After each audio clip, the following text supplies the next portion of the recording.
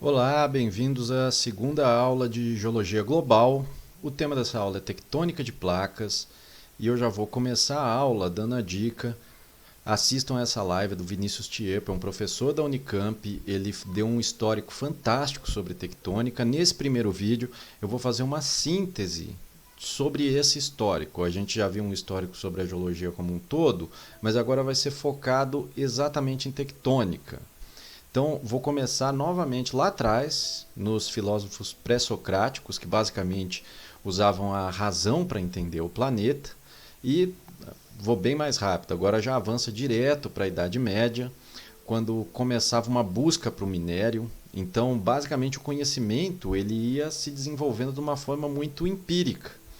Quando chegou o Renascimento, veio uma revolução intelectual para o uso da razão e teve os princípios do iluminismo. Eu já falei na primeira aula, vou citar aqui de novo. Tem uma live do Fabrício Cachito, do Boni, que aborda esse tema de uma forma fantástica. Continuando, a gente chega no Giordano Bruno. Essas são as primeiras teorias do século XVI. O Giordano Bruno ele já fala sobre a Terra, o desenvolvimento entre cadeias de montanhas e bacias, como uma maçã que vai se enrugando. O maracujá é uma fruta tropical, não tinha lá na época, mas o maracujá dava uma analogia bem mais interessante do que a da maçã. O Descartes, um pouquinho depois, 1644, ele já usa aquela analogia do Giordano Bruno e coloca uma Terra estruturada em camadas pela primeira vez. O Steno, que é o pai da estratigrafia, digamos assim, alguns até consideram o pai da geologia moderna, ele coloca alguns conceitos da estratigrafia, já aprimorando as ideias do Descartes, e a gente deixa cada vez mais o catastrofismo de lado e vai entrando no uniformitarismo, principalmente com James Hutton, que lá no Siccar Point ele não simplesmente descreveu aquela descontinuidade.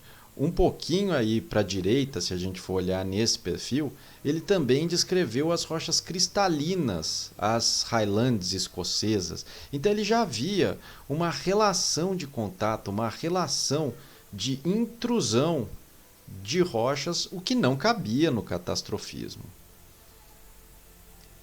Um pouquinho mais para frente, aí a gente já está quase finalizando ali, século XVIII, a gente tem o Horace Saussure.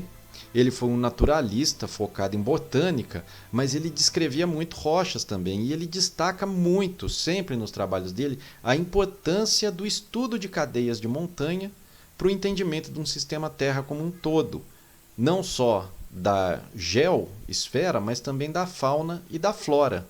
Ou seja, ele prega uma visão muito holística do entendimento do mundo. A gente continua, chega nos séculos 19 e 20. Aí começa a definição de orogênese. O que a gente tem notícia inicialmente é do Boé.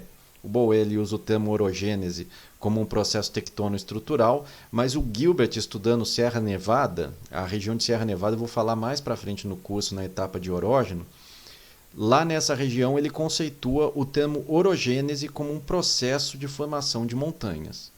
Mas ainda predomina, até esse ponto, apesar da gente já ter saído do catastrofismo e estar no uniformitarismo, ainda tem uma predominância, da ideia da contração termal. E nesse cenário, aí, século XIX e XX, começam duas escolas, uma europeia e outra norte-americana. De um lado a gente tem o Suez, que ele indicava uma permutabilidade. A ideia dele, apesar das duas serem baseadas na contração termal, ele entendia uma permutabilidade entre oceano e continente. E ele já usava um termo, Gondwana Land.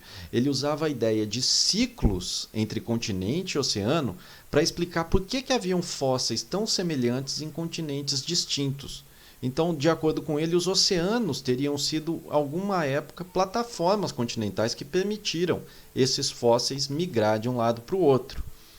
O Dana, por outro lado, falava que oceanos e continentes são feições primordiais e permanentes da Terra. Achava essa ideia um tanto quanto impossível, mas ambos assinavam embaixo da teoria da contração termal, que foi desenvolvendo até chegar no que seria o geossinclinal. É uma teoria absurdamente descritiva. As descrições, quando você vai ver de geossinclinal, miogeossinclinal, são fantásticas. E é o que vigorou até a gente chegar na tectônica moderna.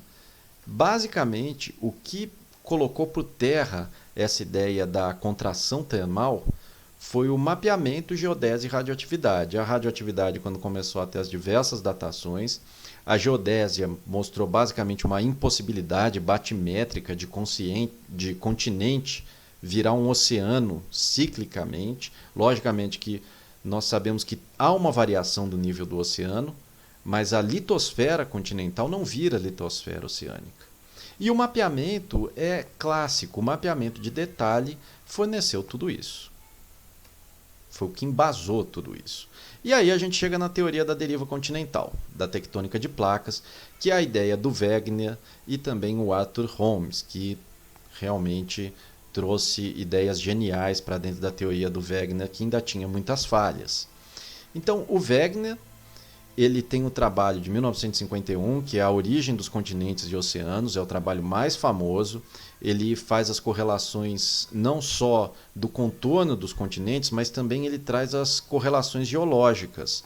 E ele se baseou muito no trabalho do Toth, eu realmente não sei como se pronuncia o nome, mas o trabalho do Toth, de 1937, ele já coloca correlações entre América do Sul e África e faz uma correlação do mundo inteiro sobre rochas glaciais dispersas em todos os continentes. E quanto aos mecanismos, que era algo muito criticado na tectônica de placas, diversos pesquisadores já tinham destacado uma ideia ou outra para a força motriz da tectônica, mas foi o Arthur Holmes que chegou com algo realmente mais assertivo, onde ele dizia que os continentes eram movidos por correntes de convecção alimentadas pelo calor do decaimento radioativo. Lembrando que a primeira ideia do Wegener era que essa movimentação se dava por uma força centrífuga associada aos movimentos de rotação e translação da Terra. Outros pesquisadores já destacavam as ideias da força motriz da tectônica. Tem o Reginald Daly, que no Our Mobile Earth, de 1926, ele sugeriu o gravity slide, ou um deslizamento gravitacional. E se você for pegar esse gravity sliding, é absurdamente semelhante ao que a gente tem hoje como underplating, a teoria do underplating. Mas a real quebra de paradigmas veio com o estudo dos oceanos. E nisso a Mary Tarp, essa moça, realmente foi importantíssima. Eu vou falar um pouco mais dela no próximo vídeo. E a partir de estudos batimétricos, ela mostrou que havia uma cadeia montanhosa no meio do oceano, com vales em volta, e mostrou que o assoalho oceânico era muito mais complexo do que a gente imaginava.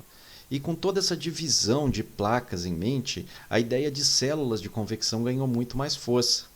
Quando ela foi fazer o levantamento batimétrico, a análise dos dados do levantamento batimétrico, ela notou que haviam zonas de batimetria rasa, que seriam as cadeias mesoceânicas com as erupções basálticas subaquáticas, e tem as regiões de trincheira, que seriam as zonas de batimetria profunda, que marcam locais de consumo e descenso do material.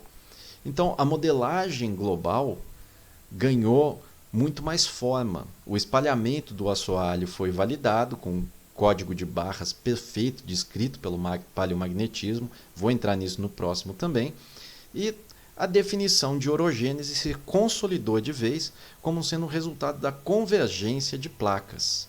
Mais sobre a movimentação das placas vão ter nos outros vídeos dessa aula, provavelmente no vídeo 3.